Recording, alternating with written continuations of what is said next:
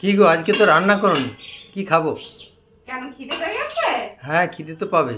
আচ্ছা ঠিক আছে, চলো খেতে দিই। শুভ দুপুর বন্ধুরা। প্রতিদিন দুপুরে আমি যা খাই সেটাই তোমাদের সাথে শেয়ার করি। আজকে জ্যৈষ্ঠ মাসের শেষ মঙ্গলবার। জয় মা মঙ্গলচণ্ডী, মা সকলের ভালো করুক। চলো আজকে আমি ফলার করব, সেটাই তোমাদের সাথে শেয়ার করছি। জাস্ট সেরকম কিছু না, খেতে হবে। দুপুরবেলা খিদে পেয়েছে শুনলে আমার হাজব্যান্ডের, তো খেতে তো একটা হবেই, টাইম হয়ে গেছে খাওয়ার। তো চলো ফলারে কি আছে সেটা শেয়ার করি। আমি চিড়েটা ধুয়ে ভিজিয়ে নিয়েছি, সেটা নিয়ে নিচ্ছি। আর দেবো চিড়ে তোমায়? ওই একটু দিয়েছিল। বাস ঠিক আছে, আমার এটাই হবে, বেশি লাগবে না। চিড়ে নিয়ে নিলাম। এরপর বাড়ির পাতা টক দই, কিন্তু এখন দুধওয়ালা এত দুধে জল দেয়, ঘন করার পরও দুধে মানে দইয়ের মধ্যে জল কেটেছে, দেখো অনেকটা ঘন করতে হয়, তাহলে ঠিক হয়। নিয়ে নিচ্ছি টক দই। আর লাগবে টক দই দেবো?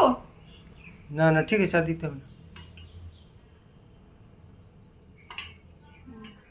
তার সাথে আছে মায়ের প্রসাদ, সেটা একটু করে নিয়ে নিই।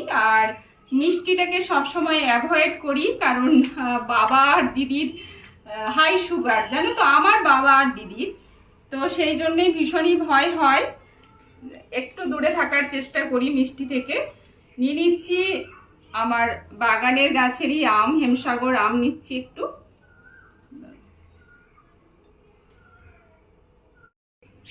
কাঁঠাল নিচ্ছি, যেটা ওখানে আমরা তো অনেক মেয়েরা পুজো দিতে আসে মন্দিরে, সেখানে সবাই একে অপরকে প্রসাদ দেয়, তো সেখান থেকে আমি কাঁঠাল একটু পেয়েছি, সেই কাঁঠালটা নিয়ে নিচ্ছি। যদিও কাঁঠাল আমার ভীষণ ফেভারিট একটা ফল।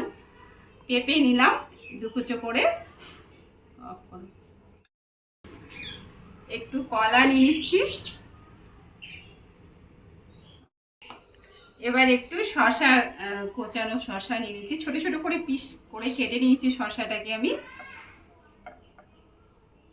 আর লাস্টে আছে একটুখানি করে জামরুল, সেই জামরুলটা অল্প করে নিয়ে নিচ্ছি।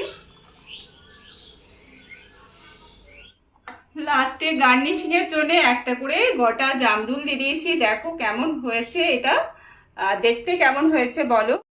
আজকে ফলের থালিটা তোমাদের কেমন লাগলো জানিও কমেন্টে। চলো আজকে তো এটাই খাবো, তাহলে খাওয়া শুরু করি।